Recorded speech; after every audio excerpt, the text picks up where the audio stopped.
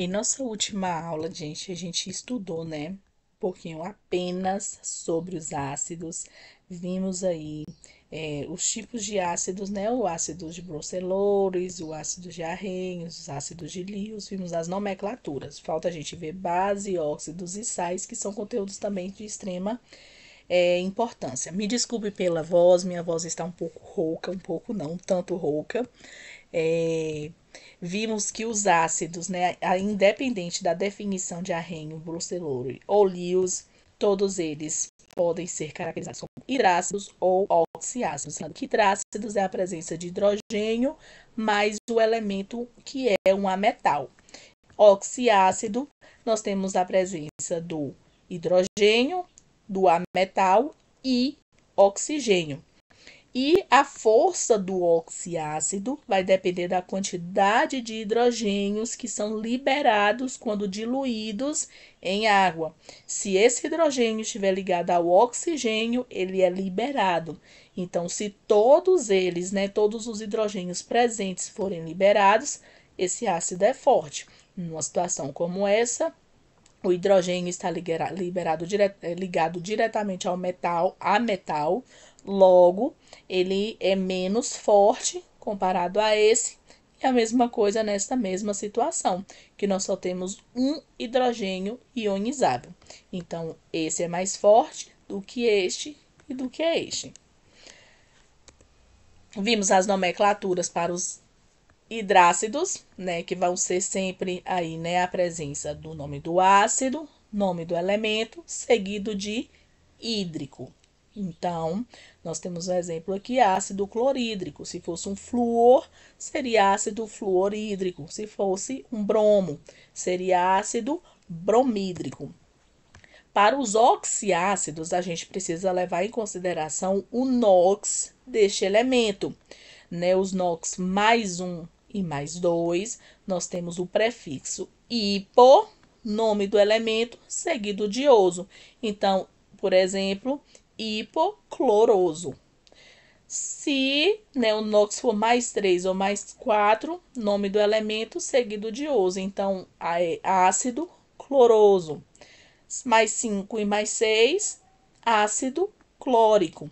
Mais 7, ácido perclórico, tá? Então, você precisa fazer o cálculozinho, lembrando, mais uma vez, que o hidrogênio, o NOx dele é fixo, é um NOx mais um. Eita, que ficou feio isso aí. O oxigênio, o NOx dele é sempre menos 2. E do ametal, a gente não sabe. É justamente ele que a gente vai descobrir. E a gente também tem que levar em conta no cálculo a multiplicação pela quantidade de oxigênio ou de hidrogênio que nós temos aí, como nós fizemos em nossa última aula. Agora vamos ver sobre as bases. As bases, elas são muito subestimadas por achar que apenas ácidos são corrosivos. Mas base, gente, que é também chamado de hidróxidos, também são corrosivos. E toda base, em meio aquoso, ela libera a hidroxila, o íon OH-. Este íon, ele sempre estará ligado a um metal. Quem são os metais? Lembra lá da tabela periódica, ó. Todo mundo bonitinho aqui. São os metais.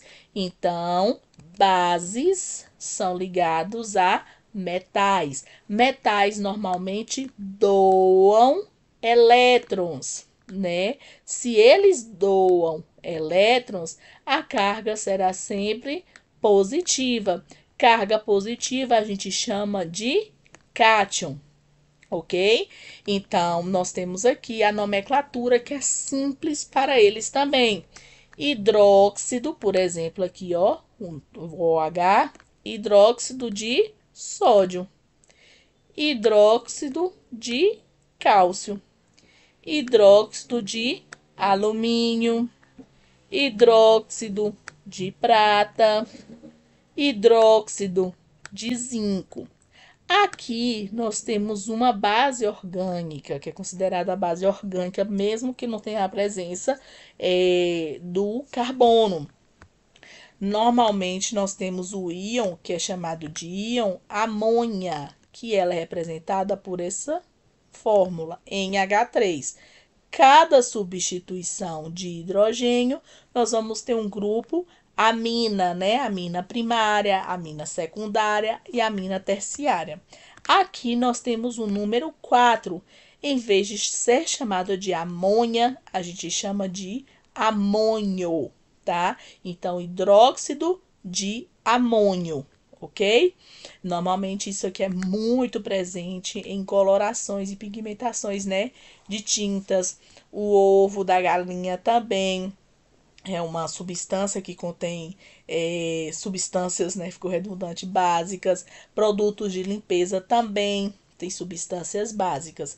Então, a nomenclatura para as bases, ou que a gente também pode chamar de hidróxido, e ainda podemos chamar de alcalinos, viu?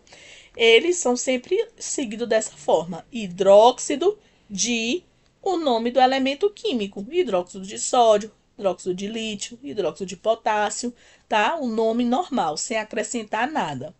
Porém, né, nós temos aqui os metais de transição. Esses elementos do grupo B da tabela periódica, o NOx deles são NOx variáveis. Lembra disso? Nós só temos alguns que têm os NOx fixos, né? Por exemplo, família 1A. O NOx sempre será mais 1. Família 2A. O NOx sempre será mais 2. Família 3A. NOx mais 3. 4A menos 4. Eu só estou recapitulando isso aqui para vocês, viu? Família do 5A, nós temos NOx menos 3. Família do oxigênio, menos 2. Dos halogênios, menos 1.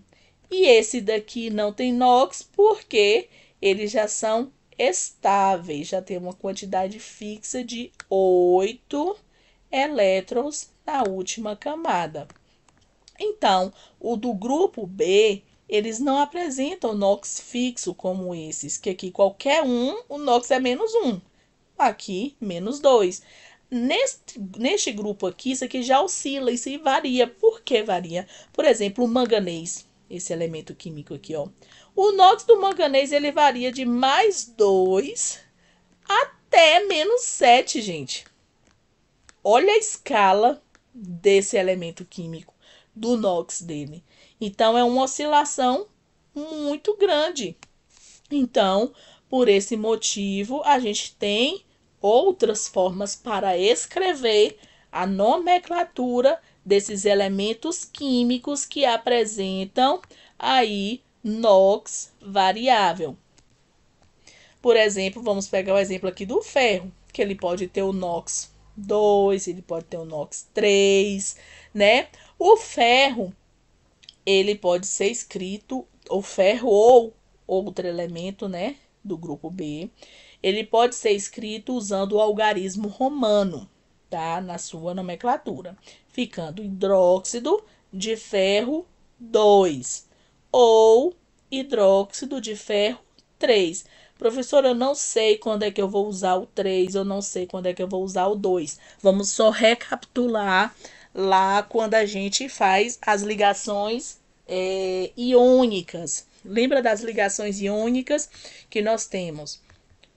Por exemplo, o elemento X que está doando um elétron, né? 2 elétrons, vou colocar aqui. Então, ele fica com essa carga, porque ele doou 2 elétrons. E um elemento Y que recebeu um elétron. A gente aplica a regra do escorregador. O 1 vem para cá e o 2 vem para cá. Vai ficar o quê? X, Y, 2. Então, o 2 é o NOx de quem? Do X. A mesma coisa é aqui. O 2 é NOx de quem? Do ferro. O 3 é o NOx de quem? Também do ferro. Por isso que a gente escreveu na sua forma em algarismo romano.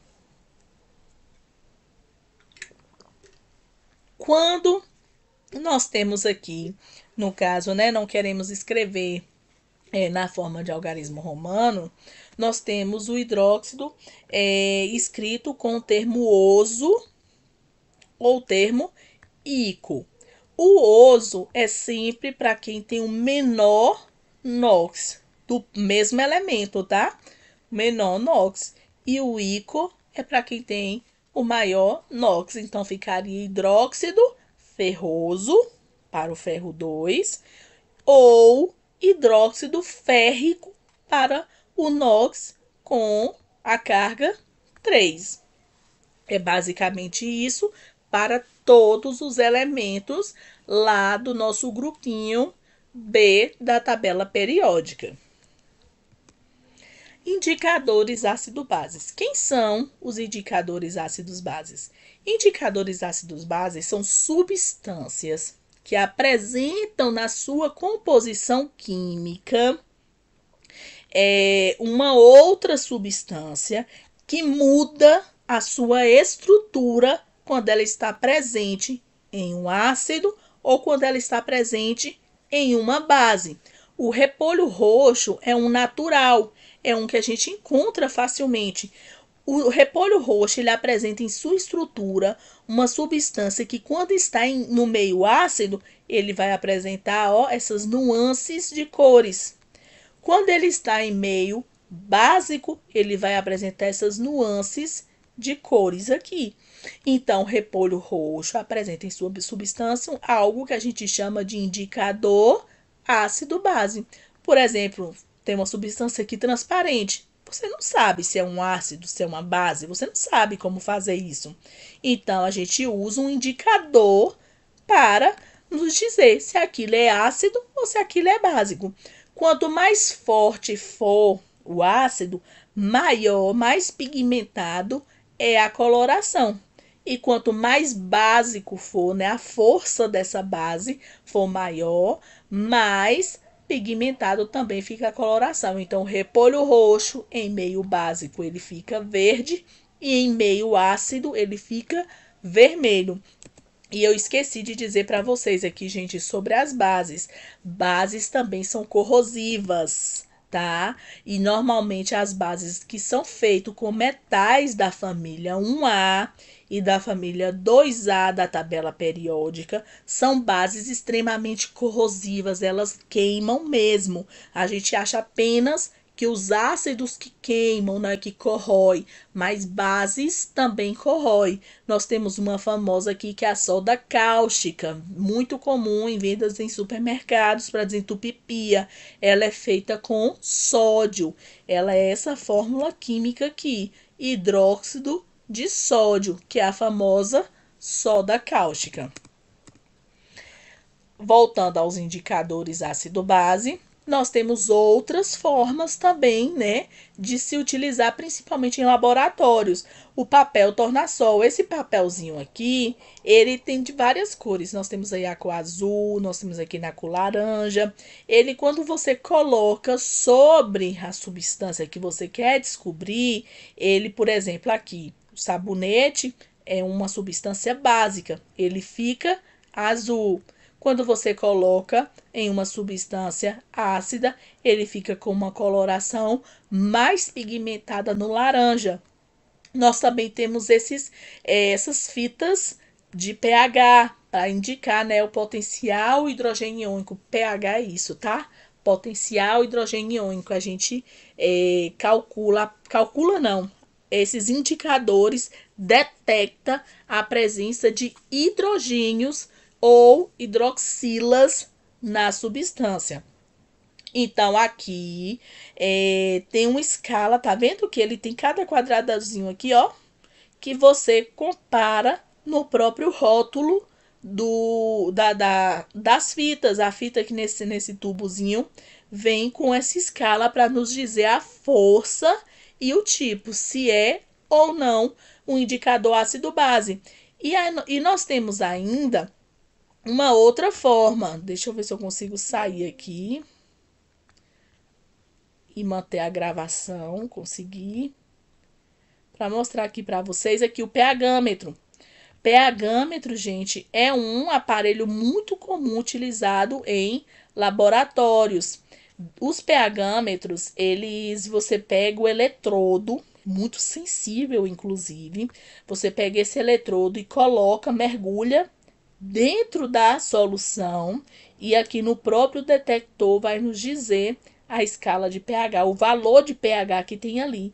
Então, nós temos vários pH-metros que ficam mesmo dentro do laboratório e temos pH-metros também que a gente pode poder levar, né, para ambientes externos, né, para poder fazer análise de solo ou de outras, olha aqui um exemplo dele, ou de outras substâncias que você deseja detectar. Ele é calibrado, precisa ser calibrado sempre, tá? Porque nós estamos falando de um aparelho e aqui é onde você mergulha o eletrodozinho extremamente sensível. Ele é normalmente de vidro e ele vai detectar aí pra gente, né? O pH da substância e ele vai dar como resultado a quantidade de hidrogênios que nós temos presentes ali. Voltando aqui para o nosso slide, nós temos um bem comum, o mais famoso, que se chama fenolftaleína. A fenolftaleína, eu já vou aproveitar até aqui os nossos conceitos de química orgânica, né, que nós estudamos nas nossas últimas aulas. A fenolftaleína, por exemplo, ela apresenta essas duas estruturas químicas, as duas é dela. Ela se comporta com essa estrutura em um meio ácido e ela se comporta com essa estrutura em um meio básico. Vamos observar aqui, ó, hidroxila ligada a um anel aromático. Nós temos qual grupo aqui? Grupo orgânico, fenol. Olha outro fenol presente aqui nessa estrutura. Quando, pegar aqui a caneta, nós perdemos esse hidrogênio, é como se ele saísse daqui, ó, e se ligasse a esse oxigênio, ficando aqui, ó, um ácido carboxílico. Tá vendo? O hidrogênio saiu, se ligou aqui, ficando o ácido carboxílico. Essa ligação foi rompida.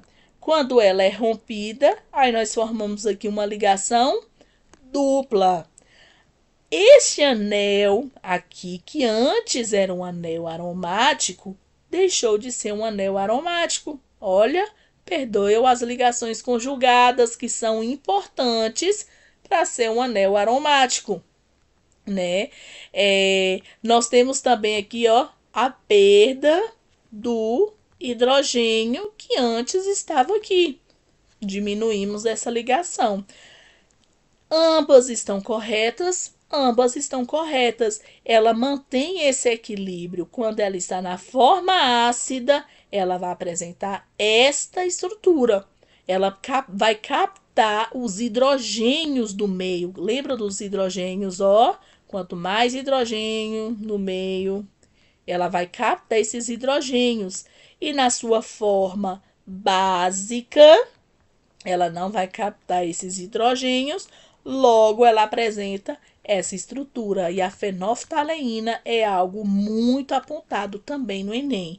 Ela, em meio básico, apresenta esta coloração e em meio ácido ela fica transparente, ok? Nós temos aqui a escala de pH. O que é a escala de pH? É para dizer a força que esse ácido tem, ou que essa base tem, ou se ela é neutra. Ela vai variar, oscilar aí de 0 até 14. 7 é considerado neutro, ou seja, não é ácido e nem básico. Abaixo de 7, nós temos os ácidos. Quanto mais próximo for do 0, mais forte em termos de números, tá? Mais forte é este ácido.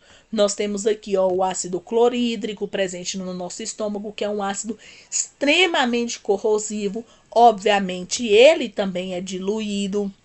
Nós temos o ácido sulfúrico presente nas baterias de carro, que são ácidos também extremamente corrosivos.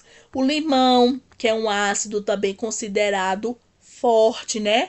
Um ácido com a escala 2. Nós temos o vinagre, que é o chamado ácido acético, que é um ácido orgânico, que também é um ácido aqui nessa imagem ele está em torno de 2, mas eu colocaria ele mais próximo de 4, porque ele não é um ácido tão forte, ele é um ácido que a gente pode consumir tranquilamente, assim como o tomate, né? A chuva ácida. Como assim a chuva ácida? Nós temos aí a liberação de muitos poluentes no nosso na nossa atmosfera, por exemplo, o óxido, não é, o enxofre, o SO2, por exemplo, ele pode ser liberado. Quando ele é liberado e ele reage com a água, nós temos a formação dessa substância ácida aqui, ó. O SO2 reage com a água, formando o ácido sulfúrico, né? Obviamente, em pouquíssimas concentrações aí, formando a chuva ácida. Nós também temos o gás carbônico, o CO em queimadas, quando ele é liberado, ele também reage com a água, formando esse ácido. Então, por isso que a gente chama de chuva ácida. Em concentrações mais baixas, porém ácidas, que é capaz de corroer monumentos, né? Tirar aí pigmentação de tintas e tudo mais. Leite, água da torneira, principalmente, são consideradas mais básicas. A água da torneira, por exemplo, usa o cloro. O cloro poderia tornar essa água mais ácida. Usa também o flúor por causa dos dentes, né? Na questão da proteção dos dentes. Mas poderia tornar essa água também ainda mais ácida. Contudo, nós temos ali a presença da base, a barrilha, esqueci o nome aqui agora que se coloca nela para poder neutralizar essa força de ácido. Então, nós acabamos tendo uma água levemente ácida. Agora, sobre as bases. Como eu disse a vocês, nós também temos bases corrosivas. A soda cáustica, por exemplo, ela tá aqui, ó, no escala 9. Mas a soda cáustica pura, ela tá lá em torno de 14. Essa soda cáustica que está apresentando nessa imagem é soda cáustica comercial, em concentrações menores. A soda cáustica é uma das bases mais fortes que nós temos e ela corrói, ela queima mesmo a pele, mas ela em concentrações mais elevadas. Mas isso não deixa de acontecer também com a soda cáustica que é vendida no mercado. Lembrando que a soda cáustica é a mesma coisa que o NaOH, que é o nosso hidróxido de sódio. Leite de magnésio, muito comum, utilizado aí, né, para azia, para poder diminuir o desconforto, né, abdominal por conta da produção excessiva do ácido clorídrico. Então, a gente usa o ácido clorídrico e a gente usa o leite de magnésio para neutralizar o ácido clorídrico. Nós temos o ovo aqui também, ó, levemente básico. Sabonetes também são básicos. E uma curiosidade sobre sabonetes. Sabonetes, quando eles são feitos com bases usando metais da família 1A, eles são mais sólidos, tá? Então, se a gente quer fazer a produção de sabonete, a reação de saponificação e formando aí mais sólidos, nós usamos elementos da família 1A. Quando esses elementos são utilizados da família 2A, normalmente eles são mais líquidos, tá? Então, há essa diferença e é bom, né, a indústria, a empresa ou até vocês mesmo que queiram um dia abrir uma fábrica e fabricar isso, né? Então, ficarem atentos também. Aqui, deixa eu dar um S aqui. Aqui, mais uma vez, vou manter. E eu vou ver se eu consigo ainda manter a gravação, mostrando para vocês este. Olha para vocês verem. Aqui é como se fosse uma escala de pH. Ó. Coloco o eletrodo e a gente tem água. Aqui, que tá neutra. Escala de pH 7. Eu vou adicionar aqui o ácido da bateria. Olha como cai. Vai lá para 1. Adicionar aqui o sabonete, que é básico. Olha, já sobe mais um pouco. O leite, que deveria ser um pouco neutro. Olha, mais neutro. Saliva. Cadê? A saliva levemente neutra. Gente, toda hora eu tô olhando aqui pra ver se tá gravando, tá? O café mais ácido. Desentupidor de ralos. Quem é o hidróxido de sódio, a famosa soda cáustica. Olha a escala de pH dele aqui, ó. Altíssima. O vômito, presença do ácido do suco gástrico, o ácido clorídrico. Então, ó, bem ácido, né? Em torno de 2. Refrigerantes também são ácidos. Quem mais? Sangue é neutro. E a gente consegue manter essa neutralidade do sangue por conta da presença de soluções tamponantes. Deixa eu ver se eu acho aqui uma solução.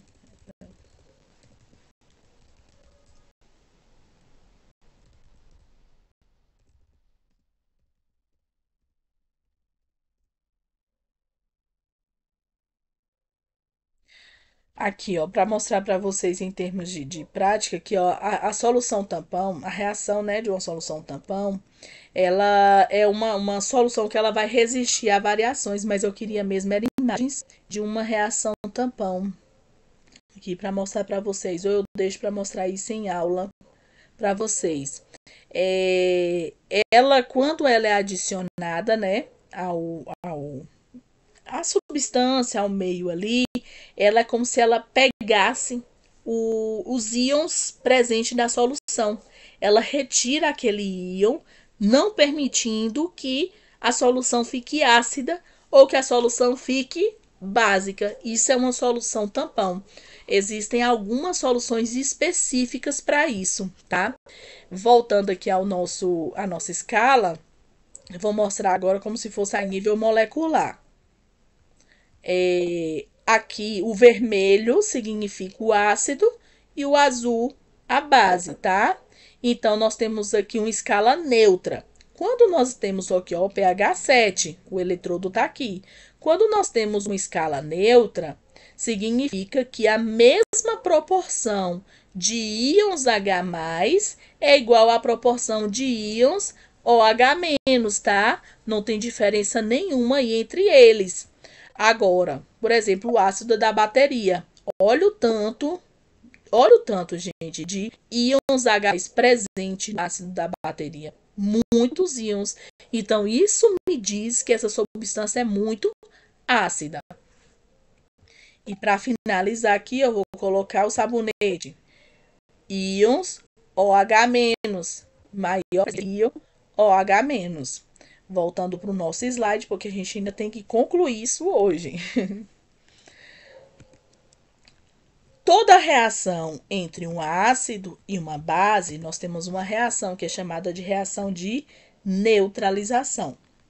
Gente, o ácido e a base é como se eles fossem os principais das funções inorgânicas, tá? Ele reagindo, ele forma sal e água. Vamos ver um exemplo. Eu tenho aqui o ácido sulfúrico reagindo com o hidróxido de sódio. Eu brinco sempre com vocês isso, ó, lado positivo, lado negativo. Lado positivo e lado negativo. Quando a gente vai fazer uma reação química de um lado positivo, vai reagir com o lado negativo. e o negativo vai reagir com o positivo. E assim aconteceu. Positivo com o negativo formou quem? A água. Negativo com positivo formou o nosso sal. Outro exemplo: positivo reagiu com o negativo, formando quem? A água. Negativo reagiu com positivo, formando quem? O sal. Mais um exemplo: o ácido nítrico, aqui essa região, reagiu com o metal. Olha, formando aqui o nitrato de lítio e a água.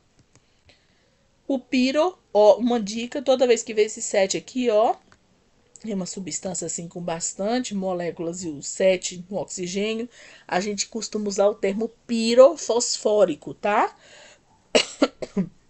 Então, este lado aqui é o lado negativo, ele reagiu com o lado positivo. Aqui, então, todo mundo reagiu bonitinho, formando o nosso sal. A mesma coisa é o ácido clorídrico reagindo com o hidróxido férrico.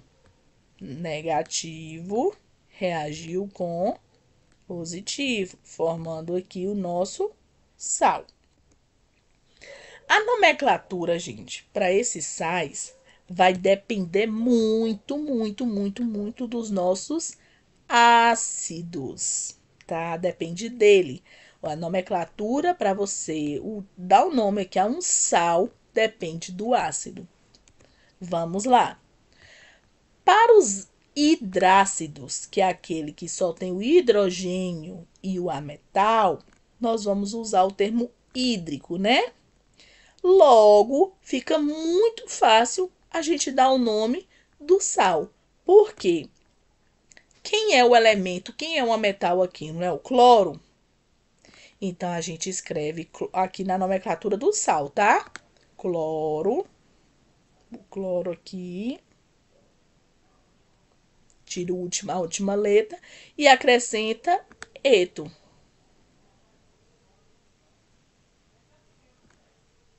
Cloreto. Cloreto de quem? De sódio, porque sódio é o metal que nós temos aqui. Cloreto de sódio. Meu Deus, que feio isso. Cloreto de sódio. Pronto. Isso para os ácidos hidrácidos, tá? Que termina com hídrico no final. Então, todo ácido que termina com hídrico, você vai pegar o nome do ametal que tá ali, colocar o nome em vez de hídrico, você vai tirar e vai colocar eto, mais o nome do metal que tá junto. Isso para a nomenclatura dos sais. Aqui um exemplo: cloreto de sódio. Agora, aqui a gente já viu, ó, cloreto de sódio a gente já viu, então elimina ele aqui. Agora, quando o termo é ico ou oso, a gente já muda para ato ou para ito, tá? Tem uma formulazinha, uma fala bem comum que se diz assim, famoso, por causa do oso. Vou pegar o laser aqui. Famoso mosquito bico de pato. É para você decorar. Oso, ito, ico, ato. Famoso mosquito bico de pato. Deixa eu ver se tem exemplo aqui. Não tem exemplo. Deixa eu pegar uma tela aqui. Calma aí. Vamos ver. Aqui, pronto. Deixa eu ver se tá gravando ainda. Tá. HCl.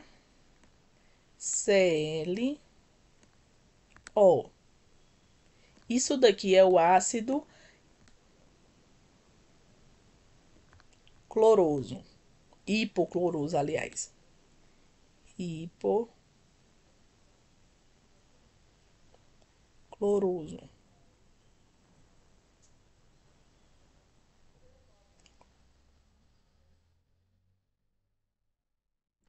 Esse ácido, vamos imaginar que ele reagiu com uma outra base que tinha cálcio. Aí ele vai formar CaCl2.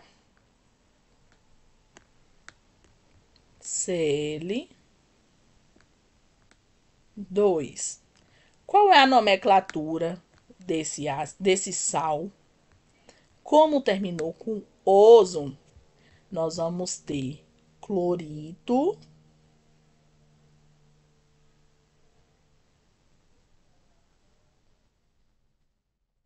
clorito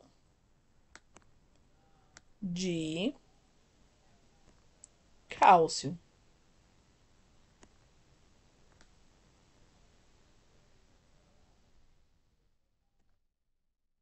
Entendeu, gente?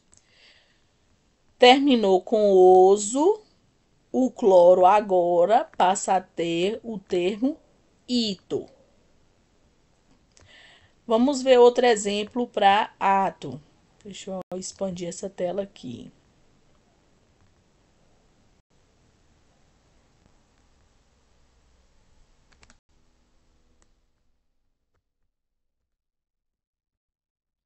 Vamos ver um outro exemplo para ato. Deixa eu ver.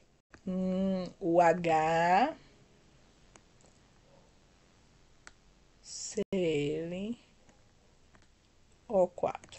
que é o ácido perclórico. Então, aqui esse ácido é um ácido chamado ácido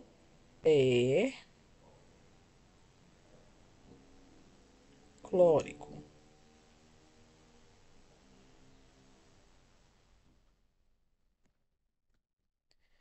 Aí, esse mesmo ácido reagiu com um cálcio. Nós vamos ter Ca. Esqueci de colocar aqui, ó, gente, ó. Tem um óbvio. Tira esse 2 daqui. CaClO4.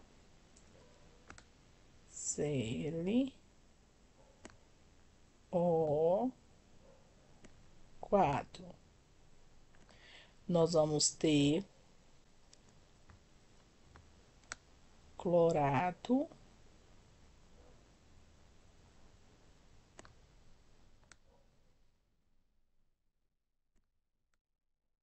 de cálcio.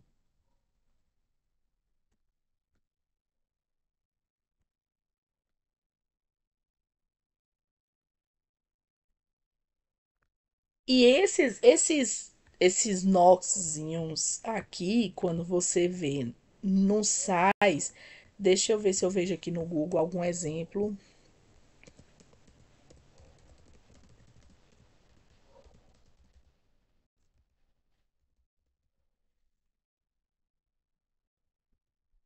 Alguns exemplos, alguma lista de exemplo aqui para ficar mais claro para vocês que tem alguns que já é bem fixado, entendeu? Sulfato, sulfito, não tem nenhuma tabela aqui. Aqui. Essa tabela aqui é ótima. Aqui, ó, a presença do 4. Já vamos usar o termo ato. Tá vendo aqui, ó, a presença do 4 de novo. O termo ato. Presença do 4, ato no final. Esse aqui a gente tem o 7, mas vocês também podem usar o ato.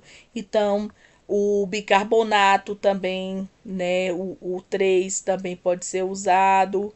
O 3 aqui, ó, para nitrato. Então, 4, o 3 é bem comum. São NOx, assim, ó, que vocês já usam bastante já na nomenclatura para ficar mais fácil de decorar.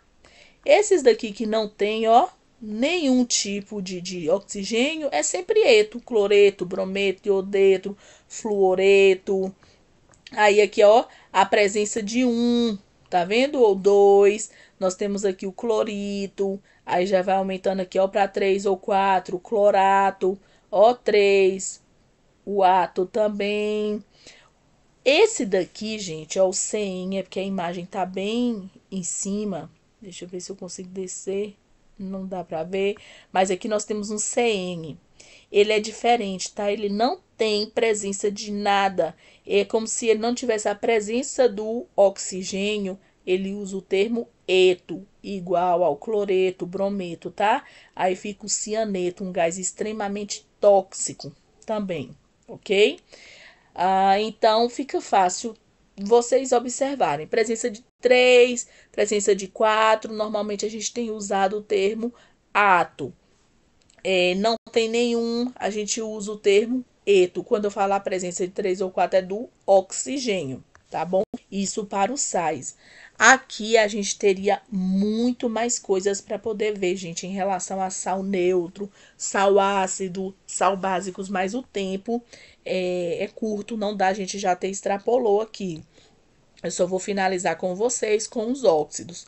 Óxidos, normalmente, ele é iônico ou molecular. Como assim? Vai ser sempre o oxigênio ligado a um metal ou o oxigênio ligado a um metal. Sempre. Sempre, sempre, sempre, sempre. É apenas o oxigênio ligado a um outro elemento químico, como é o caso aqui, ó. O óxido de cloro aqui. Nós temos aqui oxigênio e o cloro. Ele é iônico quando ele é ligado a metais. E ele é chamado de óxido molecular quando é ligado a metais. A nomenclatura é simples. Por exemplo, vai ser sempre óxido na frente. Mas quantos oxigênios eu tenho aqui? Eu tenho 5. Então, eu vou usar pentóxido para indicar que eu tenho 5 oxigênio de... Quantos cloros eu tenho aqui? Eu tenho 2 cloro. Então, eu uso o termo dicloro para poder fazer a nomenclatura. Então, pentóxido de cloro. Vou fazer um outro exemplo aqui para vocês, para a gente poder finalizar essa aulinha. Vou fazer aqui um novo.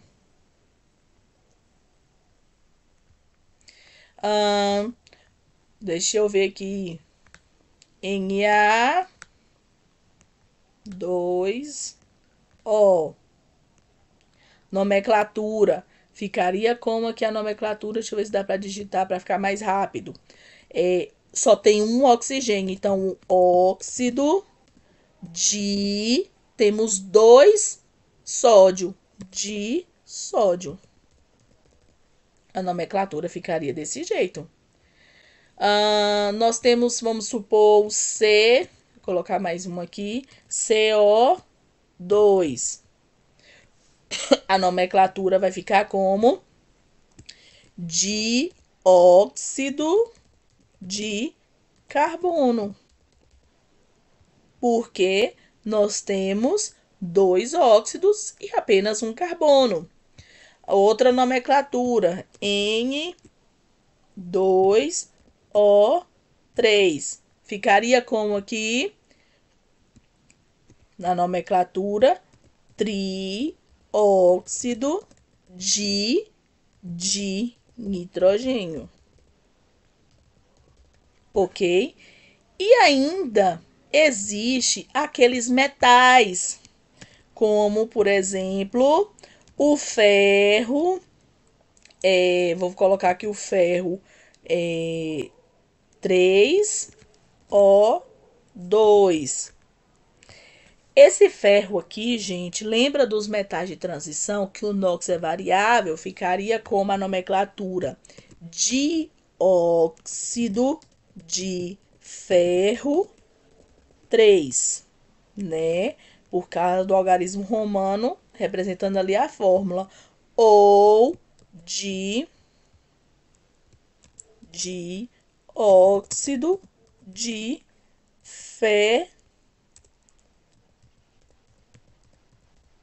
triferro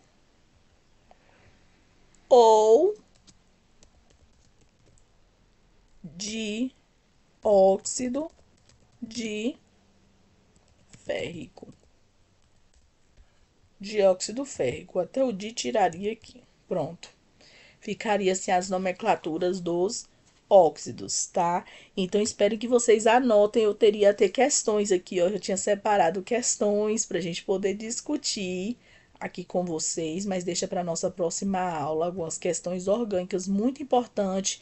Essa aqui mesmo, ó, usa a mistura aí, ó, de funções inorgânicas, viu? Junto com ligações químicas, com tipos de reações. Então, seria muito importante a gente ver, mas na nossa próxima aula a gente conclui, tá bom? Então, encerra a nossa aula de hoje, o nosso conteúdo de funções inorgânicas.